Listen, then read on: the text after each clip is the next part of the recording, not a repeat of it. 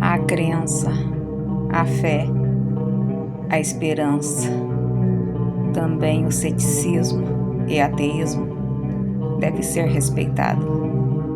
Cada ser humano é construído mentalmente, socialmente e culturalmente de um jeito. Tudo depende do acesso que ele tem à informação. Respeito é nobreza. A deusa do Antigo Egito, Nut, gerou 5 filhos. O mais velho é Osíris. Era tanto homem quanto Deus, sendo a norma do Egito e de sua irmã Ísis era sua consorte. Seu irmão Sete tinha ciúmes do sucesso de Osíris e o matou, jogando seus pedaços espalhados pelo Nilo. Ísis localizou partes do corpo e Osíris uniu magicamente, soprou e deu um breve momento de vidas a seu irmão. Após Osíris se unir aos seres estrelas, onde passou a governar o reino dos mortos, Ísis havia colhido a semente e gerou a Horus, que desafiou o inimigo de seu pai, o Sete, e o venceu, se tornando o primeiro rei, Deus do Egito. O Baixo e Alto Egito foram unidos em um só, por volta de 1500 anos atrás. Mitologia do mundo antigo. A imperatriz Helena, mãe de Constantino, desejou que todos os lugares santos fossem marcados por meio de igrejas ou altares. Seus investigadores não poderiam retornar sem artefatos. Até a própria cruz de Cristo, que por coincidência ela tropeçou encontrando-a debaixo do templo de Júpiter em Jerusalém, encontrou o sepulcro de Cristo, o local da crucificação, etc. Tudo isso após 300 anos do evento ocorrido e após 250 anos da destruição da cidade pelos romanos. Logo, Helena encontrava exatamente o que queria, até mesmo o local onde Deus falou com Moisés. Horus, a estrela da manhã que brilha novamente, diz o novo Osíris. Os juncos flutuantes do céu estão postos em seu lugar para mim, para que sobre eles eu atravesse até ao Ra no horizonte. Eu me erguerei entre eles, pois a lua é meu irmão e a estrela da manhã é meu descendente. Texto escrito na pirâmide. No tablet cuneiforme criado pelos sumérios por volta de 3500 a.C., existiu a narrativa da criação. Enuma Elish. Toda a terra era mar. Então houve um movimento no meio do mar. Nesse instante Eridu foi feita. Marduk deitou um papiro na face das águas. Formou poeira e derrapou ao lado de papiro, para que ele pudesse levar os deuses a morar na morada em que seus corações desejassem. Ele formou a humanidade. Como ele, a deusa Aruru criou a semente da humanidade, as bestas dos campos e as coisas vivas dos campos. Ele formou o tigre e o Eufrates ele criou, e colocou em seu lugar seu nome. Ele proclamou de maneira divina a relva, os juncos e as úrzeas. O papiro e a floresta ele criou, as terras, as charnecas e os pântanos, as vacas selvagens sua cria, o carneiro do rebanho, pomares de florestas, o cabrito e o cabrito da montanha. O senhor Marduk ergueu um dique ao lado do mar. Papiros ele formou, árvores ele criou, tijolos ele prensou, edifícios ele ergueu, casas ele fez, cidades ele construiu, Erech ele fez. Rei Ixo, pastores do deserto. Apep, conhecido como Aponfis, com seu cinismo se infiltrou nas famílias egípcias como serviçal, para usufruir dos benefícios e aumentar suas posses e tornar rei. Espalhou influência para dominar e desejava recriar o Egito. Implantou Isfelt, que é Deus serpente monstruosa, que era oposto por Mat-A, justiça, por egoísmo, falsidade e injustiça. malvado com caráter. Seu deus principal era Sete, que matou seu irmão Osíris por inveja. Apônfis começou a usar seu poder contra Cicrene, e Ixos mudaram seus nomes para nomes egípcios para obterem direitos iguais aos direitos de nascimento dos egípcios, pois o poder já haviam conseguido, agora queriam segredos a qualquer preço. O rei de Tebas, faraó Sequerenital, tinha uns 30 anos e foi mumificado após um tempo em que seu corpo já estava em decomposição. Em seu corpo havia vestígios de ter encontrado um fim violento. O centro de sua testa havia sido afundado. Havia fratura na órbita do seu olho direito, também no lado de seu maxilar e nariz.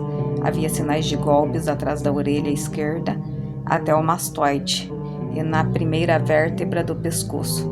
Ele aparenta ter sido um jovem alto e elegante. Registros são silenciosos quanto à morte de Sequirene. Rainha Maria I nasceu em 18 de fevereiro de 1516 e morreu em 17 de 11 de 1558. Foi rainha da Inglaterra e Irlanda. De 1553 até sua morte, ganhou o epíteto de Bloody Mary, Maria Sanguinária, pelas inúmeras execuções protestantes defendendo o poder da Igreja Católica Romana. Em 1554, 300 protestantes foram queimados na fogueira por causa das suas crenças. A Alexandria foi fundada em 332 a.C. por Alexandre Magno. Depois Ptolomeu I, Sóter, rei do Egito, fundou a Biblioteca de Alexandria, a mais importante do mundo. Exénoto e Efeso foi o bibliotecário pioneiro e Calímaco fez o catálogo geral dos livros. Em 391 d.C., a biblioteca foi destruída. Com isso, o conhecimento regrediu durante séculos. Historiadores se dividem no motivo. A versão difundida é que Júlio César incendiou por engano na guerra contra Ptolomeu XIII, irmão e então inimigo de Cleópatra. O que sobrou do tesouro foi reunido em bibliotecas filiais, tais como Serapis, templo de Pagão, que depois foi destruído em 391 d.C. Outros motivos seriam destruídos pelo imperador romano Aureliano, outros pelo califa Omar, outro pelo imperador Teodósio. A rainha de Sabá, ou rainha do sul, é uma célebre soberana do antigo reino de Sabá, o mais poderoso da Arábia. A localização deste reino pode ter incluído os atuais territórios da Etiópia e Iêmen, conhecida entre os povos etíopes como Maquedá. Esta rainha recebeu diferentes nomes ao longo do tempo. Descobertas arqueológicas recentes feitas em Manhan, Bilquis apoiam a tese de que a rainha de Sabá teria governado a Arábia Meridional, com evidências de que a área seria a capital do reino de Sabá. Bill Glanzan vem trabalhando para decifrar os segredos de um templo de 3.000 anos de idade, encontrado no deserto. Obras de arte. Essa primeira obra é O Homem Vitruviano, de Leonardo da Vinci, que é um famoso desenho que acompanha as notas feitas pelo polimata por volta de 1490 num de seus diários e é baseado na obra do arquiteto romano Vitrúvio. Esta segunda obra acima, trazido do inglês Susana e os Anciãos, é uma pintura do pintor veneziano Tintoretto Robusti, também conhecido como Tintoretto ou O Furioso, pela energia e fúria com que ele pintou. Retratou assuntos sagrados e profanos em um período às vezes conhecido como século do ouro veneziano. Esta outra obra, e terceira no canto direito, é de Luca Signorelli, Cortona, na Itália, de 1445 e 1523. O renascentista italiano é um dos grandes mestres da escola da Umbria, onde provavelmente ele foi aluno de Piero della Francesca. Notabilizou-se pelo esmeraldo uso da perspectiva, fez parte do seleto grupo de artistas chamado Roma pelo Papa Sisto IV, para decorar os afrescos à Capela Sistina do Vaticano. Esta outra obra abaixo, é de Sandro Botticelli, é uma obra que retrata a deusa Vênus, tendo emergido do mar com uma mulher adulta, chegando à beira-mar. A concha em que ela se destaca era um símbolo da antiguidade clássica, da vulva de uma mulher. Pensa-se que se baseia em uma parte de Vênus, uma antiga escultura em mármore grego de Afrodite. A Criação de Adão é um fresco de 280 por 570 centímetros, pintado por Michelangelo, por volta de 1511, que fica no teto da Capela Sistina. A cena representa um episódio do livro de Gênesis, no qual Deus cria o primeiro homem, Adão. A deposição, também conhecida por deposição de Borghese ou deposição de Baglioni, é uma pintura a óleo sobre a madeira de 1507, de Rafael Sanzio, mestre italiano do período da Alta Renascença, e que está atualmente na Galeria de Borghese, em Roma. Vênus é Adonis da década de 1560. Tiziano Vecellio, italiano, de 1485 a 1576.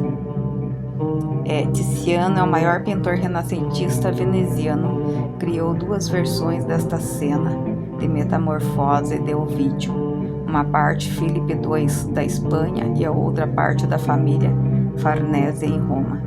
A versão de Farnese foi perdida. A deusa de Vênus tenta em vão impedir Adonis, seu amante, um mortal comum, de sair em uma viagem de caça.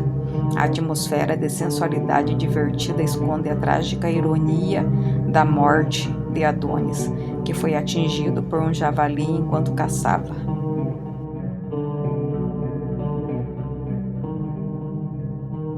O Diprotodonte, do gênero Diprotodon, também conhecido como bombate gigante, foi um dos marsupial pré-histórico australiano, parente de Wombate, só que maior. De fato, ele chegava ao tamanho de um rinoceronte e foi o maior marsupial que já viveu. A extinção do Diprotodonte e do resto da megafauna australiana no fim do Pleistoceno ainda é um mistério. Desapareceu há 45 mil anos, coincide com a dominação humana na Austrália. Por mais genial que seja a mente humana, nós temos as limitações de memória, principalmente processar grandes quantidades de dados matemáticos. Porém, esse problema foi resolvido pelos sumérios entre 3.500 a 3.000 a.C. Alguns gênios desconhecidos, com o aumento da população, logo o aumento da informação a serem memorizadas, inventaram um sistema para armazenar e processar essas informações fora do cérebro, abrindo caminho para o surgimento de cidades, reinos e impérios, lidando com grandes quantidades de dados matemáticos. O nome desse sistema criado pelos sumérios se chama escrita. Graças a eles podemos administrar e gestionar. Representação do homem no século XVIII, foto oficial do rei Luís XIV da França. Peruca longa, meia calça, sapato, salto alto, postura de bailarina. Na outra, um estilo mais despojado, com muitas cores, na época, puro sucesso dos grandes homens, provavelmente uma roupa caríssima. As mulheres poderosas que chegaram à posição de alfa na história: Cleópatra, rainha do Egito, rainha Elizabeth I da Inglaterra e a imperatriz da China, Zetian.